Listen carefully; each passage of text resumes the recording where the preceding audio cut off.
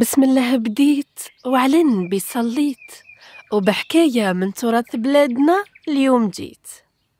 حاجتكم ما جيتكم على مرأة كان عندها غير الذكورة، وتمنات تجيب طفيلة.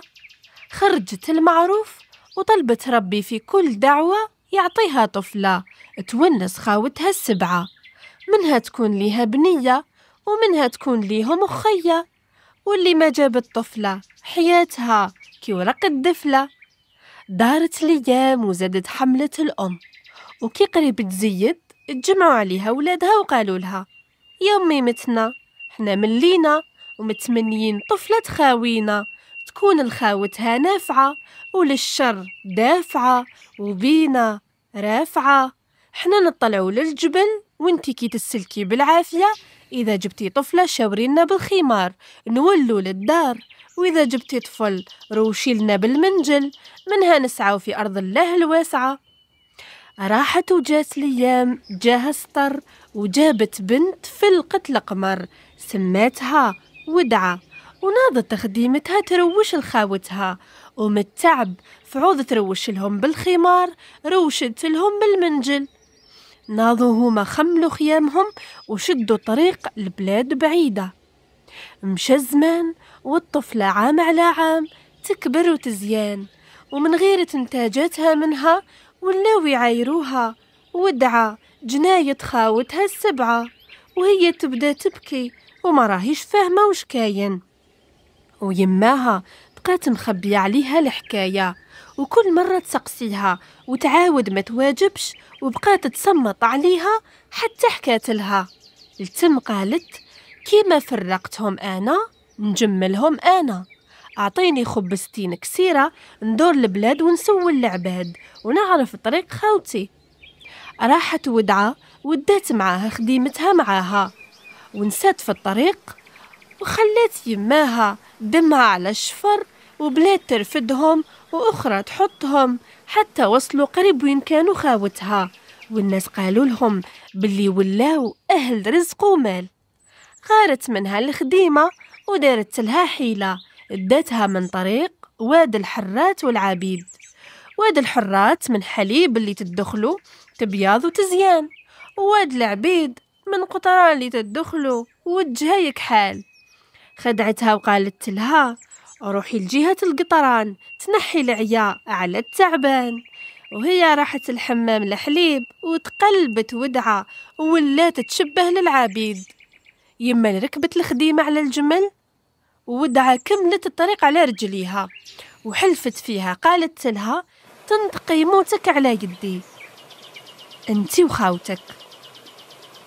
وصلوا لخاوتها وفرحوا بالخديمة اللي حسبوها اختهم، وعشات المذبوحات والبندير يضرب والرقص والزهو والمحمر والمجمر، وعطاو الودعة تسرح بالغنم وتبكر كل يوم للزريبة وتسوق الغنم وتطلع للجبل وتغني وتقول: ياي ياي والقلب عاي، العبدة ولت حرة والحرة عبدة، وانا ودعة فراقت خاوتها السبعة.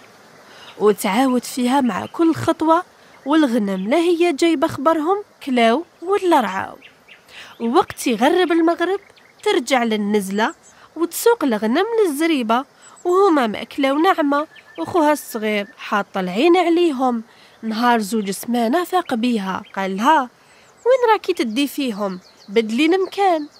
وهاد المرة تبعها وسمعها تغني، شك في الحكاية وراح حكاها للشيخ الحكيم. قال له: جيب القمح والمراية، العبدة عرقها جواعة والحرة عرقها أصلي تحب تكون ضواية.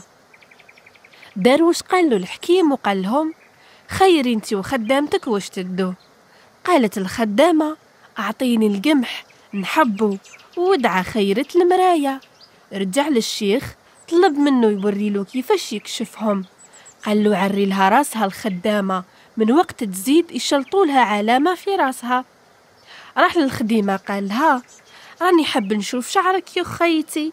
وهي تحلف لا، وهو يلح أكتر حتى نحى الخمار عليها وشاف العلامة وسط راسها محروق، عرفها عبدة ونحى الودعة خمارها، طاح شعرها على كتافها حرير وطويل. التم قال لهم يفهموه، وحكات له أختو الحكاية، واستعان بالشيخ، ورجعت ودعة كيما كانت، والخديمة ادات حقها. كي ولات ودعة مع خاوتها، زينها وحب عايلتها ليها خلى نساوين خاوتها يغيروا منها، وعزموا لها الكيد. قالوا لها: يا ودعة، احنا في عوايدنا نديروا لك رفيس تاكليه على 7 لقمات، وتاكليه فاش جات، وكل لقمة تبلعيها بلا ما تذوقيها، وإلا يصيب خاوتك الضيق. وهي من خوفها على خاوتها قبلت ودارت النية، ومول النية يربح ويفرح مهما طال الوقت، وداروا بها كما داروا إخوة يوسف به، ولات كل وحدة ترمي لها في فمها طرف رفيس، وودعة تصرط. في وسط كل لقمة حطوا لها بيضة نتاع لفعة، وهي ما جايبة خبر من غير مرت خوها الصغير اللي ما عملت لها، وحذرتها ما تاكل، وخافت ربي فيها، وخرجت بنت أصل وساس صحيح، وكما يقولوا ناس زمان وقت تخطب انشد على الساس، واللي أصله معروف بين الناس. غدوة من داك ودعة صبحت كرشها منفخة، وناضت مرت الكبير لراجلها تقول له: اختك ما جات محبة فيكم، جات نيتها تطيح بقيمتكم، دار العار وجاتكم ببخصها. ناض يجري ليها وغير شاف كرشها قال لها: الليلة ما يطلع عليك نهار. وبعث خوه قال له: اديها البر بعيد وقتلها، وجيب لي صباع من يديها باش تثبت لي باللي قمت بالمهمة. اداها خوها وهي تبكي وتحلف: يا خويا مظلومة. ووصلوا البر بعيد، وكي جبد الموس باش يقتلها قلبو حن ويدو ما طوعاته، قالها: روحي لحالك، بالصح اللي نطلبو طرف صبعك نديه لخويا علامة. رجع لخاوتو وهي كملت طريقها، خطوة تجيب أختها ودمعتها على خدها، وتقول: جيت نسعى والدرت 9 حتى تلاقت بتاجر كبير، وحالها ما يسر حبيب ولا يفرح قريب. وحكات له واش صرالها، وداها للشيخ الحكيم اللي شاف فيها وعرف دواها، وخرج لحنوشة منها، وتزوجها التاجر، وجابت له سهم أنثى وذكر، وهو على خصالها يحدث ويشكر. ومرة قصدوهم ركبان وضيفوهم، ودخلهم راجلها للبيت، وهي شافتهم وعرفت خوها الصغير، حكمت وليدها وبدت تقرص فيه باش يبكي، وتسكت وتقول: وليدي خوالو 7 ونساهم 7، وخيولهم 7 جيت عليهم نسعى، ونساهم داروا لي خدعة. يسكت الطفل تعاود تقرص وتغني. كي سمعها خوها سقسى راجلها قال له: واش حكاية الغنية هادي؟ أنا تاني راني بخاوتي 6، وخيولنا 7، وجمالنا 7. حكالو التاجر، وباش يقطع الشك باليقين طلب يشوف صباحتيها وتأكد باللي اختو ودعة. وفرحوا ببعضاهم، وقالها: نفرح خاوتي بيك. قالت له: قبل ما تروح هاك هدية مني لنسى خاوتي. اداهم وراه وحكالهم، وعطى لكل وحدة صندوق اللي تفتحوا تصيبوا معمر عقارب، والقرصة الأولى في جنابها من غير مرت الصغير صابته معمر قماش وحرير وجوهر، وكل وحدة صابت وشنوات. وراحوا خاوتها الودعة وجابوها وسكنوا كامل قدام يماهم. وحكاية تجيب حكاية حتى لحقنا للنهاية. وش رايكم في قصة اليوم؟ قولوا لي في التعليقات.